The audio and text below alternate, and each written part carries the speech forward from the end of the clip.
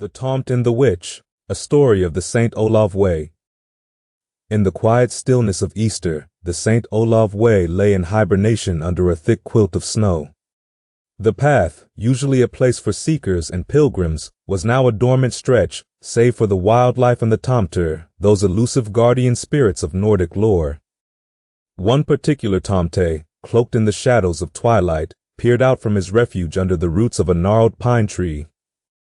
His keen eyes, accustomed to the dim light of dawn and dusk, caught a peculiar sight in the storm-recovered sky. There, battling the capricious whims of the wind, was a witch.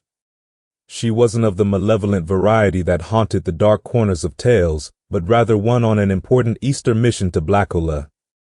Her hat was askew, and her hair whipped around her face in wild tendrils as her GPS device, utterly confounded by the storm, dangled uselessly from her belt. The Tomte, no stranger to the supernatural, watched her with a blend of wonder and concern. It was rare to see such a spectacle. A witch off course was like a compass losing north. Yet there she was, a silhouette against the chaos of the clouds, trying to recalibrate her bearings. She caught the Tomte's gaze, a silent exchange in the quiet of the uninhabited trail. Perhaps it was the Tomte's presence, a grounding force of the earth and tradition, that lent her direction. Or maybe it was an old magic, one that coursed through the very soil of the St. Olav Way, a guide stronger than any satellite signal.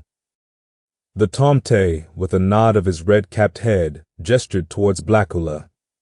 Understanding flickered in the witch's eyes. She tipped her broom in thanks and corrected her course, her cloak snapping behind her as she regained her path. As she faded into the distance, the Tomte felt the thrum of ancient energies that had been stirred by her passage. He stepped out onto the trail, his footprints melting into the snow as if he were part of the wind.